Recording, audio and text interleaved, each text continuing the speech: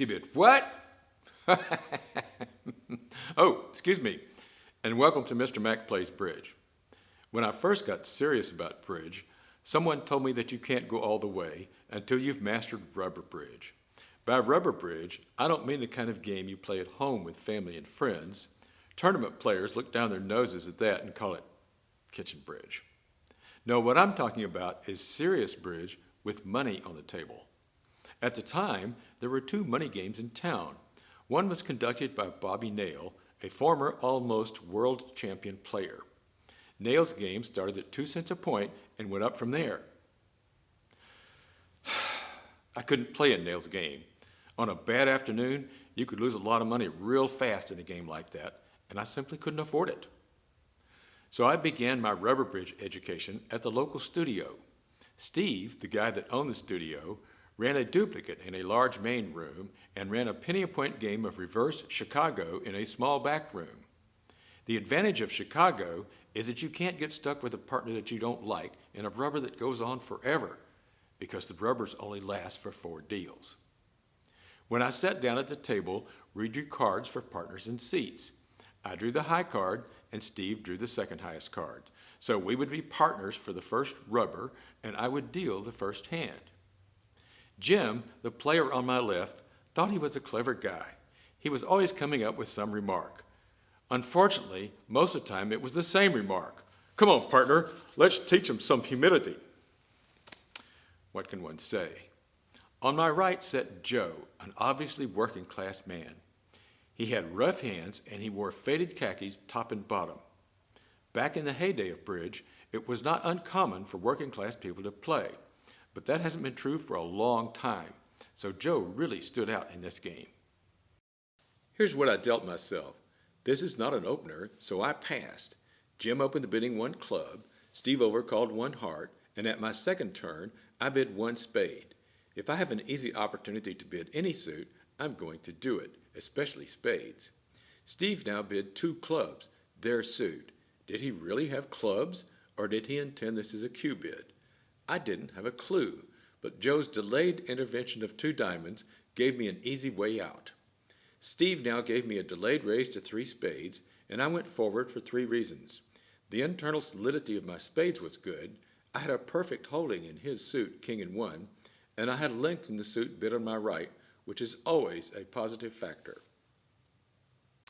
Jim led the king of diamonds, and when Steve put down the dummy, I was not a happy camper. I thought he should have had more than this, such as the king of clubs instead of the queen, or maybe the queen of hearts instead of the jack. As it was, this was going to be a tough play, even with a perfect lie of the defender's cards. I played the board's diamond, Joe put in the 5, and I played low for my hand. Jim took a long time to play the trick 2. What I hoped and expected that he would do would be to lead a trump. I would run this around to the jack, repeat the spade finesse, draw the last trump, and establish hearts. First a low card to the king, then a small heart towards the board, finessing against Jim's presumed queen. Then the ace of hearts to pick up the suit. With 5 tricks each in hearts and spades, that would make 10 tricks, 4 spades, bid and made. Ugh! Jim didn't follow the playbook. He didn't lead a trump, he led another diamond. I worked out that there was no lie of the defender's cards that would allow me to draw trumps and establish a side suit. So I would have to do something more creative, probably a cross ruff. The rule in a cross ruff is that you want to eliminate the suit that you're not trumping from the defender's hands so that they can't discard it as you go back and forth and eventually score trump tricks at the end. So I trumped the diamond with the board's 3 of spades and started hearts. I played low from the board and won this with the king in my hand. Then I played a low heart towards the board and finessed the jack when Jim played low, and that worked. Then I prayed for rain and played the ace of hearts, hoping that both defenders would have to follow while I discarded a club, and that worked. The straightforward play at this point is to lead a club to get rid of the last one in my hand. But I was afraid if I did that no matter which defender won the trick, it would occur to them to lead a trump and destroy my cross ruff. So I decided to try something a little sneaky. I led the 4th heart from the board. Joe ruffed, I discarded a club, and so did Jim. There was a noticeable pause in the play. Joe didn't realize that he'd won the trick. So I turned to him and said, "Joe, it's your lead." He looked at the gathered-up trick like it was a snake and then plopped the king of clubs on the table, and I could not have been happier. I trumped this with my lowest spade and then led a diamond and trumped that with the queen of spades, knowing that Joe could not overruff since he had bid diamonds. Then I ruffed a club with my six of spades, and I had him on the run now. I played my last diamond and trumped this with the ace of spades, and now I claimed the remainder of the tricks. With three almost high trumps in sequence, I was bound to make two more tricks by force, losing only to the high king of spades. With the 8 tricks already in the bag, that added up to 10 tricks, 4 spades, bid and made. Here's the situation Joe faced at trick 7. The winning play is a small spade, but he choked when he saw that ace-queen on the board. We all have it hammered into us when we first learn to play not to give declarer a free finesse, but that could not have applied here. Either I held the king of spades and there was never any finesse position to begin with, or Jim held the king of spades and it was always onside for the offense. So a spade lead could not cost a trick, therefore it was the right play. Here is the original deal. Bonuses at Chicago are the same as they are for duplicate bridge, so we scored 300 points above the line for the not vulnerable game bonus, and 120 points below the line in trick score, 4 times 30, for bidding and making 4 spades. The X you see at the top of the score sheet is called the clock or the wheel, depending on where you live, and it's the scorekeeper's duty to keep the clock. The number indicates which deal it is, and the position of the number indicates the position of the dealer with respect to the scorekeeper. Since I was both dealer and scorekeeper, the number appears at the bottom of the clock, which is where I sat with respect to the other players. Did you get all that? Don't worry if you didn't. It's almost impossible to understand if you just hear it explained in words. But once you see it in operation a few times, it's not hard to understand at all. While Jim was dealing the second hand, what have we here? An attractive tall blonde walked into the room. She was wearing an off-white linen skirt that went to her knees and a teal silk blouse buttoned to the neck. The color of the blouse matched perfectly the color of her eyes. She whispered something in Steve's ear, and they went back and forth for a minute. Then Steve turned to us and said, "Gentlemen, something has come up in the main room that I'm going to have to take care of. Would it be okay if she finishes the rubber for me?" We turned to each other and said, "Yeah, sure." So the blonde sat down and asked, "What's the situation?" Joe spoke up and said, "Your side just scored 420. This is the second deal, and it's Jim's bid." Jim and Joe took about 10 seconds to sail into slam. Jim opened the bidding 1 diamond, Joe bid 1 spade, Jim raised to 2 spades. Playing standard Blackwood, Joe now asked for aces. Jim showed 2, Joe bid 5 no trump, showing possession of all 4 aces and asking for kings. Jim showed 1 king, Joe stopped at 6 spades. Now it was time for me to lead. The singleton heart would be the normal lead against a small slam, hoping that partner had the ace and could give me an immediate ruff, or even the ace of trumps and could give me a delayed ruff. But that could not be right here, because they had shown possession of all 4 aces in the bidding. So I had to resort to the unbid suit. Leading from a king against a lower suit contract is usually not wise, because it might blow a trick or more likely a tempo. But against a slam, that consideration kind of fades away, because if the lead blows a trick, they were going to make the slam anyway. So I led the 3 of clubs. When Jim put down the dummy, I was not a bit surprised. He was at least a queen light for his bidding. Joe won the opening lead with the ace of clubs and immediately played a spade towards his hand. Unfortunately, the blonde played the jack. Joe won this trick and then laid down the ace of hearts. Was he going to play the king and then try to ruff the 3rd round on the board? I sure hoped so. He did. I trumped the king of hearts and then hopefully tried the king of clubs. If this lived, the slam was down. No, Joe trumped it. Then he led a diamond towards the board and finessed the jack successfully. Back to his hand with a spade, and the blonde had to play the queen. Now Joe won this, cashed the 10 of spades to draw the last trump, and played another diamond and finessed the 10 this time. We were dead meat. He then cashed the 2 top diamonds and claimed the remainder of the tricks. With 10 tricks already down, he had the good diamond on the board to get rid of his losing heart and a high trump in his hand. 6 spades bid and made. For bidding and making 6 spades, they scored 6 times 30 for 180 points below the line, 300 points for the not vulnerable game bonus, and 500 points for the not vulnerable slam bonus. So they scored a total of 980 points against us. Here is the full deal. The blonde did not like this one little bit. She got a really mean look, and her face flushed bright red, and she trembled as she dealt the third hand. Then she took a breath and opened the bidding 1 diamond.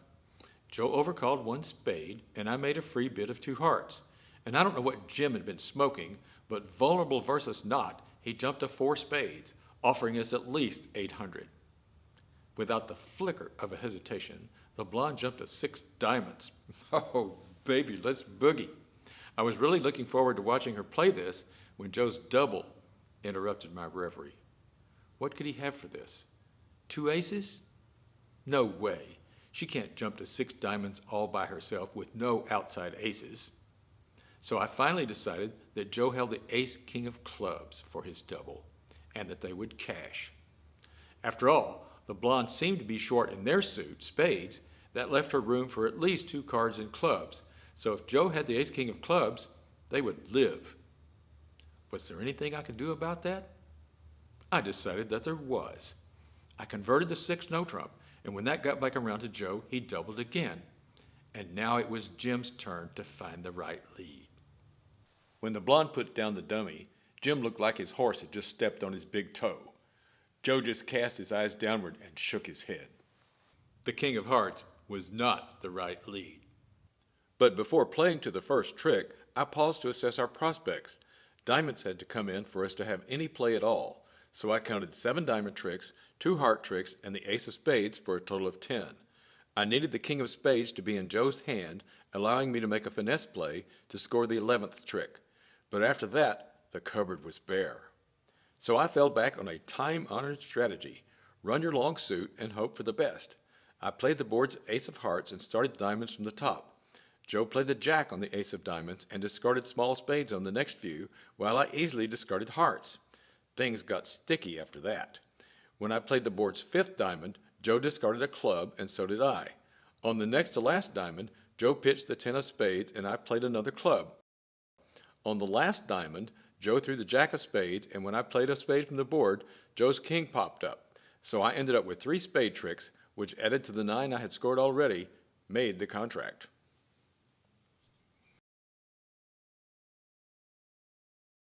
The trick score for bidding and making 6 no-trump is 190, 40 for the first trick, and 30 each for the 5 remainders. But Joe doubled, converting the 190 to 380. Besides the not vul game and slam bonuses, we scored 50 more above the line for making a double contract, the insult bonus. The blonde's bold bidding and my play combined to make this hand a profitable venture. The blonde smiled and said, "That was lucky." I said, "Part of it was luck. Pretty impressed with yourself, aren't you?"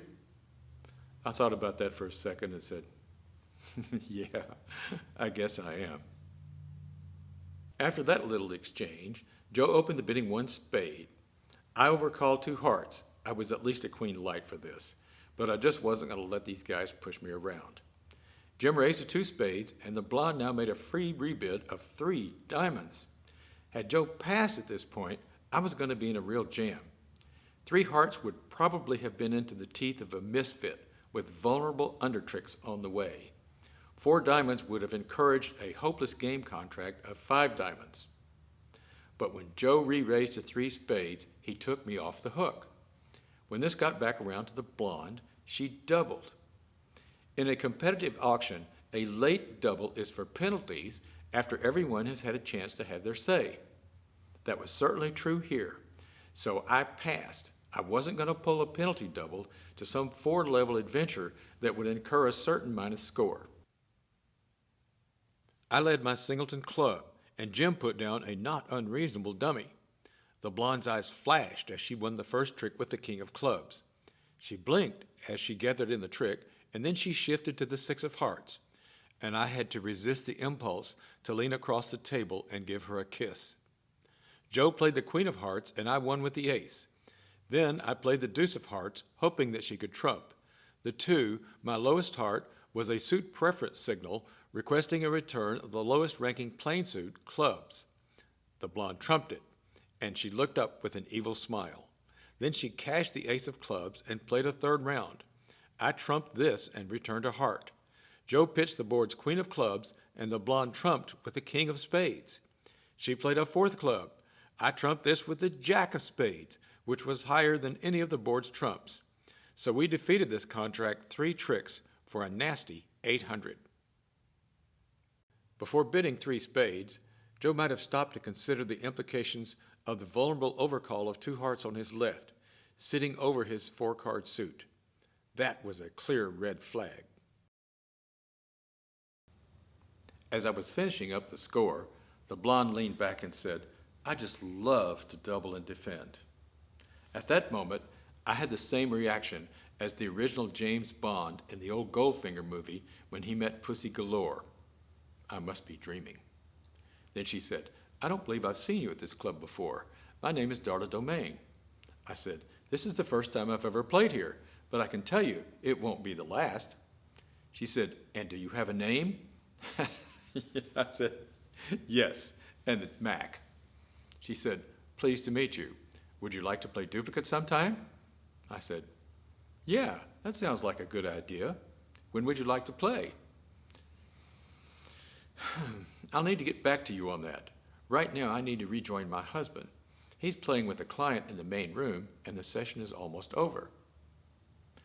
I tried to maintain my cool, and I said, "I look forward to hearing from you, Miss Domain." She said, "You could call me Darla." I said, "Okay, Miss Darla." She said, "Okay, Mr. Mac." That's it for today. Don't forget to like and subscribe, and join me next time for Mr. Mac Plays Bridge.